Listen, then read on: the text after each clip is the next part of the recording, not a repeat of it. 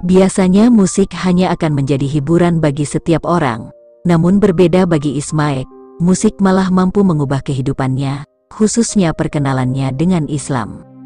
Rapper Inggris yang bernama Ismaek Lea South baru-baru ini mengungkapkan fakta mengejutkan tentang dirinya selama ini. Ia mengaku musik hip-hop yang ia geluti, ternyata yang membawanya masuk Islam. Pria kelahiran Willesden, London, pada tanggal 28 Mei tahun 1973, juga sebagai aktivis komunitas dan keturunan Jamaika, menyebut musik hip-hop adalah bentuk ekspresi sosial yang kuat, dengan tema universal tentang keadilan sosial dan pencarian identitas. Ia memang sudah dari kecil diperkenalkan dengan musik hip-hop. Sekolah kami memiliki warisan Afrika dan Afro-Karibia yang besar. Kami biasa mendengarkan orang-orang seperti Big Daddy Kane, A Tribe Called Quest, Public Enemy, Eric B. dan Rakim, kata Ismaek. Dari situ ia melihat musik rap mampu menggerakkan dirinya untuk mengidentifikasi budayanya. Dari musik rap ia meyakini telah mengubah hidupnya secara mendasar. Meskipun awalnya dia mengakui Ismaek hanya akan menganggukkan kepala mengikuti irama, Ismaek kemudian mulai memperhatikan lebih banyak tentang apa yang dikatakan artis favoritnya. Ini adalah masa ketika banyak rapper menggunakan frase bahasa Arab, akan tetapi mereka tidak semuanya Muslim. Hal yang aneh di telinganya adalah ketika artis favoritnya sering mengucapkan kata insya Allah. Namun Ismaek tidak memahami arti dari kata tersebut. Dia juga mulai lebih memperhatikan artis yang memiliki pemahaman musik lebih dalam. Beberapa rapper yang akan nge-rap tentang bagaimana mereka mulai melihat kehidupan sedikit lebih dalam, dan mereka nge-rap tentang spiritualitas, ungkap Ismaek.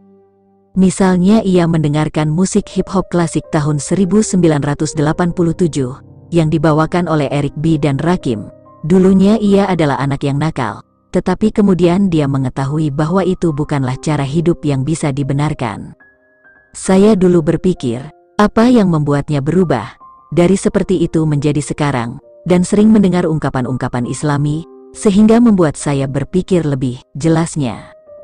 Momen saat dirinya bersama grup rap Cash Crew, tampil dalam undangan seorang teman di Hyde Park Corner di London, disebutnya sebagai momen penting dan membuatnya terpesona.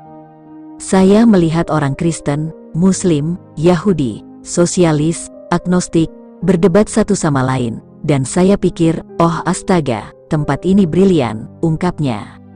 Saat bersamaan ia bertemu dengan pembicara lain bernama Muhammad Haya, yang kemudian berdampak besar pada masa depannya.